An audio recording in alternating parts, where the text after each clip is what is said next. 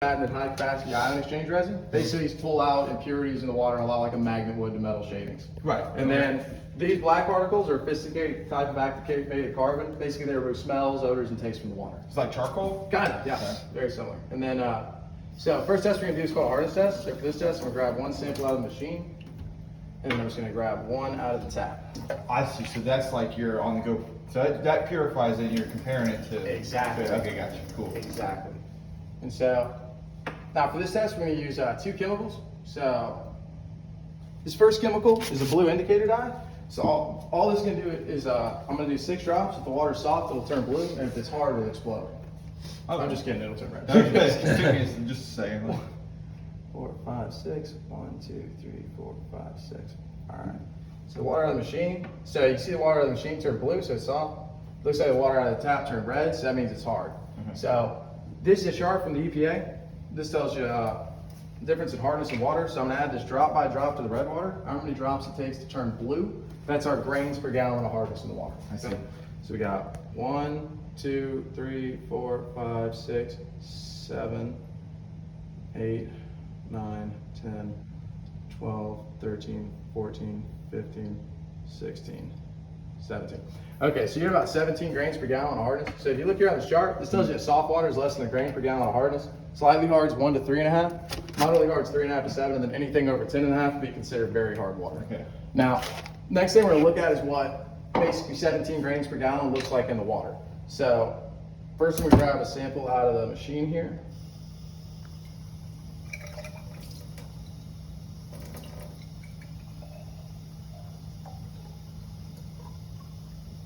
And then we're gonna grab one out of the tap.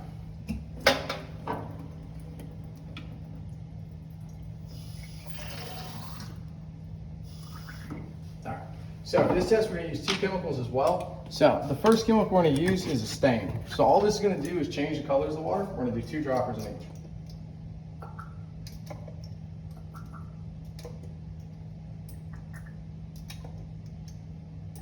Now, next thing we're gonna use is a mild acid. So what this is going to do is coat any impurities that might be in the water and cause them to eventually separate and settle to the bottom of the jars. Okay. So we're going to do. Are those going to be yellow because of the dye? No, it'll just be like clear. Yeah, they'll be yellow altogether though. Yeah, because of the dye. 100%. It'll take them just a few moments to set up. Can you use a couple of those paper towels? You may. It'll take just a few moments for it to set up. Now it's processing, so, okay. So, can you tell which one's which? So this is the water out of the machine. So if you hold it up the light, you probably see it a little bit better. Well, It's pretty disgusting, right? Yeah. Now, if you could visibly see all these impurities in your water every time you turn it on, how much of that water would you use? right. Right, you wouldn't use any, right? No, I don't blame it. Now, the next test we're gonna do, so, do you know where the water comes from here in Florida? Aquifer? Yeah, exactly. So it comes from the Floridian aquifer. So it's a series of rivers that runs throughout the state. City drills wells down in the aquifer, pumps the water up, and that's how we get it. Now, nature's way of purifying the water is a hydrologic cycle, which is water sits in rivers, lakes, and streams, evaporates out to form clouds. When the clouds are full, it seeps and it's filtered through the soil back in the aquifer. Now, 50 years ago, this worked really well, but a lot's changed in the last 50 years, right? Does that make sense? Yeah. Okay. So way back in 1992, the Orlando Sentinel published a series of articles called Poisoning Florida. They titled this one Assault in the Aquifer, and they cited Florida's pollution heavyweights being landfills, agricultural chemicals, military dumping, leaking gasoline storage tanks, and industrial byproducts. Now, can you see how those 5 things would contribute to the problems with the water? Does that make sense? Okay. And then one of the main things they're talking about being a concern are the disinfectants in the water. Now, I'm sure you've seen one of these before, right? Okay. So side. So this is what you use like test a swimming pool or a jacuzzi with, and then we're just gonna test the water real quick.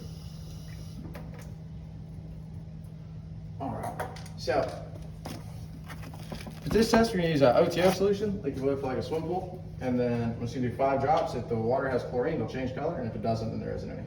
So we got 1, 2, 3, 4, 5. 2, 3, 4, 5.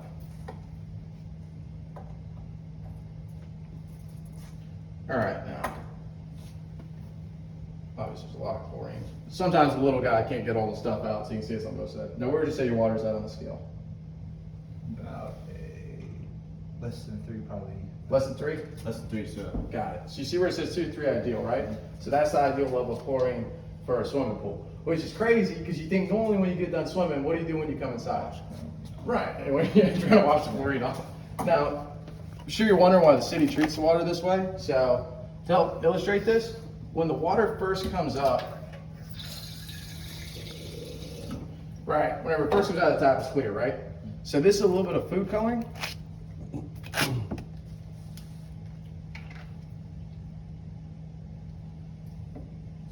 Now, Connor, if your water came out of your tap looking like that, what would you do? Be upset. Yeah, someone's probably going to call the water company, right? Now, do you think the water company wants anybody calling them? No, right? So this is a little bit of chlorine or bleach. So that's more than enough chlorine to disinfect a gallon of water. But you can see it didn't do a whole lot for how it looks, right?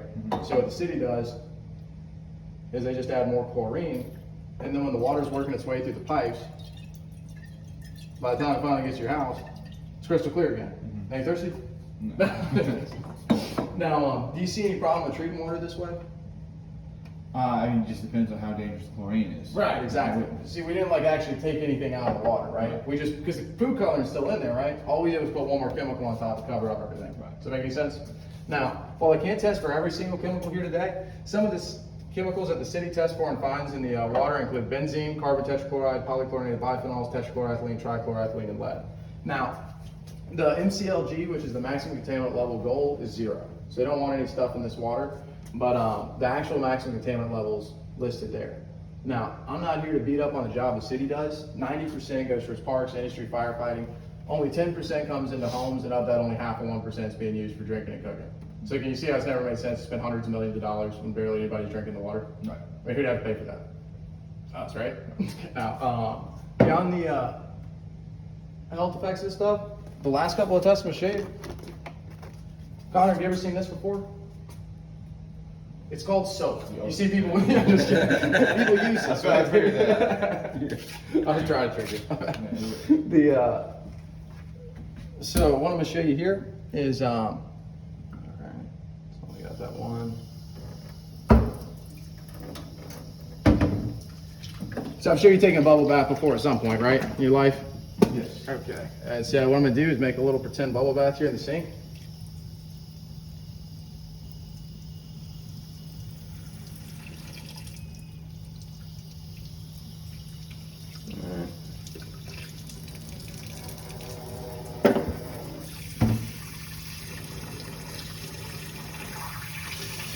All right, you see how the water's all sudsing out? Yes. Now underneath, you can look, you see the water's still clean and clear. I mean, you can then take a bath or a shower. All you gotta do is rinse, and all the suds are down the drain. Now, do you see anything in there you'd have to clean? Not immediately. Right. Sure, one day, right? Yeah. And then I'm gonna make the same bubble bath. I'm just gonna switch to tap water.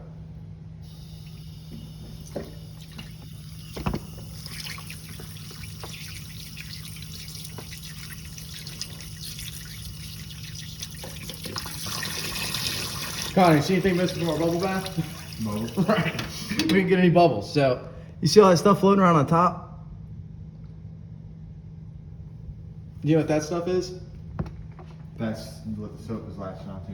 Exactly. That's the soap scum. So basically, when that stuff in the water meets up with soap, instead of turning into suds, it turns into curds. And then that's what normally creates the scum that you see like on your bath and your showers. Does that make any sense? Yeah. Cool. And whenever you're taking a bath or a shower, not only does the scum build up in your bathrooms and your tubs, scum builds up on your skin. It causes your skin to become dry. Have you ever had dry skin before? Some point? Yeah. Okay. So, You're half reptilian, right? You're half reptilian, right? So what might you do, Connor? If you would, just go ahead and suds up both of your hands in the water, and then just rinse your left hand off in the treated water. Yeah, you suds them up real good, and then just rinse your left hand off in the treated water. It should feel real like soft and slippery. Rinse for about 10, 20 seconds. Yep. Okay. Now don't let your left hand touch your right hand, and then you set the soap down, and you can wash your right hand off in the tap water. And then don't let your left and your right hand touch afterwards. It should start to feel real sticky, right? Yeah, totally different. Don't let them touch, and then just dry your hands off, and just keep them apart afterwards. You can dry them off normal, but just. All right. Perfect. That'll take pictures. All right. Now, can you still feel a difference on your hands? Yes. All right. Now show me your right hand. One felt all sticky, smell it. What do you smell? Soap? Soap, right? Smell your left hand. What do you smell? Nothing. You don't smell anything, right? So that smooth feeling, there's naturally oils in your skin, so when your pores are clean, you get this naturally slippery feeling with the water. Your right hand feels all sticky because it's still covered in the soap scum. Does that make sense? Yes. So this water, same water you wash your body with, is what you wash your hair with, right? First thing you do is put shampoo in, and then what do? Excuse me? When, After you put shampoo in, what do? when After you get done putting shampoo in your hair. rinse it out? Yeah, Oh, exactly. Yeah. You got it. You got it, Connor. Sound like talking to like my kids, like asking them like, it's not a trick question. Yeah, like, what do? You rinse it out, exactly. And you're gonna rinse it with the same water you wash your hand in, right? Well, what was all over your right hand when you smelled it? Just soap. Right, so what's all over your hair? Soap. Does that make sense? Now, the next thing I want to show you is, I know you don't have a glass here for me to wash, so can I use one of these cups? You may. All right, so, all right, I'll do this one first.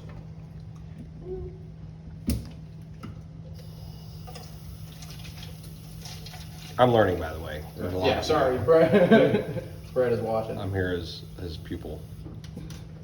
He's about as new to you, and if you smell that and taste it, it should taste like water. That's just ran through the machine. It should be very wet. Right. And then it's that water. All right, so if you would smell that, taste it. Tastes a little less like water, a little more bite. A little bit. There we go. Now, you ever been to a place where like all the drinks, you know, you go to one place and like the drinks just don't taste any good? Mm-hmm. Okay, so most places have filtration on their restaurants, but you ever seen Mio? I have. Okay, perfect. So we got 1, 2.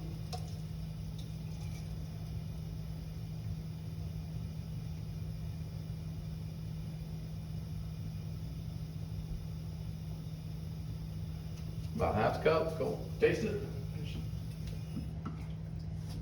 Tastes like Mio. Now we got 2 squirts of Mio. Oops, sorry. All right, taste that one. Should taste like all the sweetness is gone. A lot more bitter. Now, next thing I want to show you is how to stuff affection in your laundry. So, sample here. Okay, use this rag. You may. All right, perfect. Is that rag? All right. So what I'm gonna do is just take a little bit of treated water.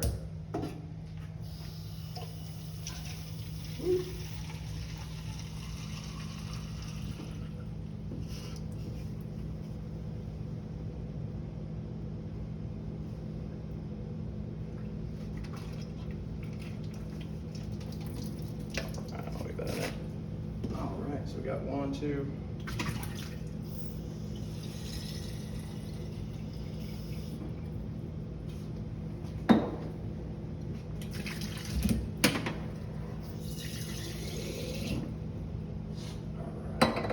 So, this is a little bit of iodine soap. I'm gonna do 3 drops in each.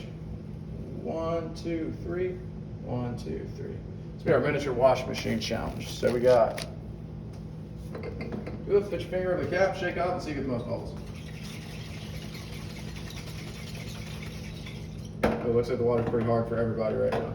If you say too much, sometimes that little guy won't be able to take it out. So we'll do 4, 5, 6, 4, 5, 6. All right, let's see if we can now. One of us should get bubbles. I just don't know which one. One of them's good water, one of them's not. Okay, so we got bubbles on that one, and then so we got 6 to 6 drops of suds. So we got 6, 7, 8, 9, 10, 11, 12, 13, 14, 15, 16, 17, 18, 19, 20. You shake. Yeah, go ahead. All right. 11. 1, 2, 3, 4, 5, 6, 7, 8, 9, 30. Starting to believe I didn't put good water in either one of these. So we got 40 to 40.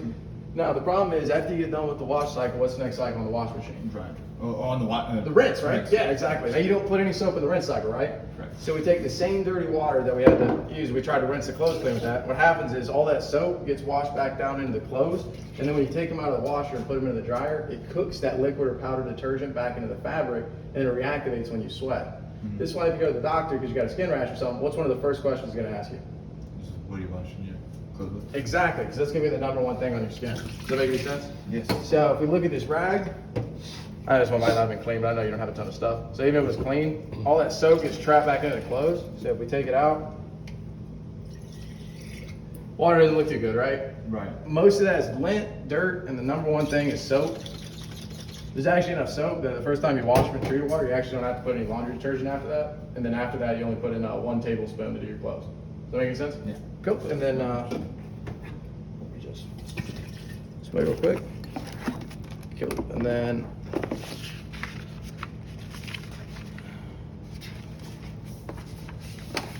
all right, and let me just get some numbers from you and I'll clear up. Did you like the water test? It's good at all? Yeah. I was all right? Yeah. Okay. I know Brad hasn't gotten to see one, so I was hoping it was cool to him. All right, so last thing I need to get some numbers. Between like your scrub bubbles, your Windex, any sort of like kitchen or household cleaners you use, laundry detergent, fabric softeners, bleaches, shampoo, conditioner, body wash, shaving razors, skin creams, any sort of personal care items, what do you think you spend in a month? Approximately. A lot of stuff lasts, yeah. Oh crap! On a month. On all detergent products. Pretty much, yeah, everything to keep you and your houses clean. Oh shit! Probably. It is probably not even $30 a month. Yeah, that's right. I mean, A lot of that in stuff all lasts a honesty, long time. Yeah. And then, do you drink bottled water at all? Occasionally. Okay, what do you think you spend on bottled water a month? Probably. $10. $10. Yeah, makes sense. And then, have you gotten a power? Is your other house over in this area too? It is. What's the power bill usually? $75. About 75. Dude, that's awesome. that's great. Sure. That's super It depends on the season. It depends on the season. I mean, it was more expensive in the winter, but like. In the winter, it was more expensive. Oh, because of heat. That's Yeah, heat crazy, house. dude. That's nuts. That's awesome, dude. You got a $75 power bill in Florida, bro. Yeah. And then, what do you think you spend on clothes in a year? Probably $100. $100. That makes sense. And then Morgan Corporation found the average homeowner over the course of 10 years will spend at least $1,200 on repairs and stuff around their house. Does that make sense? Mm-hmm. So you break it down, it's about $10 a month. Now, as far as savings goes, we're doing the shaker test. I'm not sure exactly what the numbers were, but it's usually like about 6 to 60 drops to get the same amount of suds. It should be about a 1 to 10 or a 90% savings. We just estimate an 80% savings on soap because obviously the water is different places you go. 80% saving. What do you mean? On the amount of soap you have to use. Oh, it's soap. Okay. Yeah, and by all the different tests in it, you see how you save money on soap, right? Okay. Yeah. Okay. And then we got 30 times 28, so that's $24 a month. So are you factoring in the clothing, like because like clothing is getting worn out, so you have to purchase more clothing? Right. Is that right? Okay. Yeah. You're wondering what the clothes one? Yeah, no doubt. Yeah. So basically, like on your clothes, we assume you're gonna keep buying clothes, but you remember how much bleach we saw in the water earlier? Right. Yeah. Well, bleach is chlorine, right? Right. Well, you wouldn't normally put bleach in with your colored clothes, would you? No. So you see how if you weren't washing your clothes basically in a swimming pool, how they'd last longer, you wouldn't get the little holes and stuff, and the colors wouldn't fade out. Right. Does that make any sense? Yeah. Okay, so if we're at $100 a year, let's just go ahead and say it's about $10 a month. So 30% is $3. And then on your energy, so the number one appliance affected is the hot water heater. So these impurities build up on the heating element of the hot water heater, and they create an insulation barrier. So for this reason, New Mexico State University found that when you take all of the rock out of the water, you actually save 21.7% on your power bill because you don't have to heat up the rock anymore. Does that make any sense? Yes. So if you're at 75 times 0.217, that would be $16.27 on energy. And then on your plumbing and appliances, so beyond the hot water heater, your dishwasher, your washing machine, and your pipes get eat up by the water. Right. So is this mineral deposit? Is that coming primarily from This. the chlorine? No, it's Or from the extra rock in it. Oh, and that's Chlorine okay, will like cause like holes and stuff, like especially like old copper pipes and stuff. Right. For the most part, it's like this starts to create like a cholesterol inside of the pipe. Yeah. Okay. Yeah, and since all the pipes are in the floor here in Florida, after they pour the foundation, how do we get to the pipes? No. Yeah, exactly. So you got to tear up the floor. They do what's called a repipe. You ever heard of a repipe before? I have not heard of it. No. Oh, okay. So what they do, my house has been repipe. What they do is they cap off all the existing plumbing. They run new pipes into the attic and then back down to all the existing fixtures. So they don't They don't go. Well, they'll do it like once or twice, but if your pipe's the same age in one room, they're probably gonna, if it happened once, it's gonna happen again, right? Right. So usually that's whenever, by the time you have your first call, it's pretty much, because it just like it's a cholesterol and it closes up.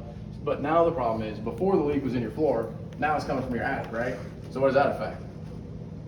Yeah, you ever been to somebody's house and you can see like the old popcorn ceilings, you see little wet spots all in their ceilings? Right. So all the pipes are up there. So like what time do you normally go to work?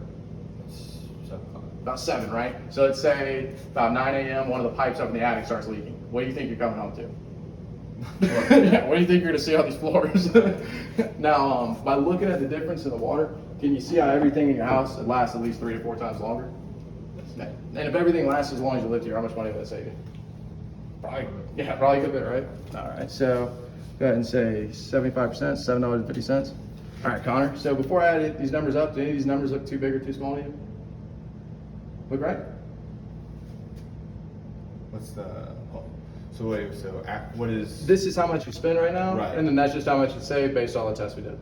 Because you're multiplying them, or what are you doing? Yeah, so that 24 is 80% of 30. Right. Okay. Yeah. Yeah. I understand. Okay, perfect. But it's making No problemo. Let's make sure we got it. So $24 on soaps and cleaning products, plus $10 on bottled water, plus $16.27 on your energy, plus $3 on your clothes, plus $7.50 on your plumbing and appliances. So your minimum monthly savings is $60.77. Now I know $60 doesn't go as far as it used to, but in a year it'll be $729. 5 years it'd be $3,646. In 10 years you're gonna be saving $7,292, and then in 20 years that'd be $14,584. So now before I show you our water systems, did you have any questions about your water I didn't answer? No, sir. Cool. All right. So this is what. Let me see if I can pull the internet real quick.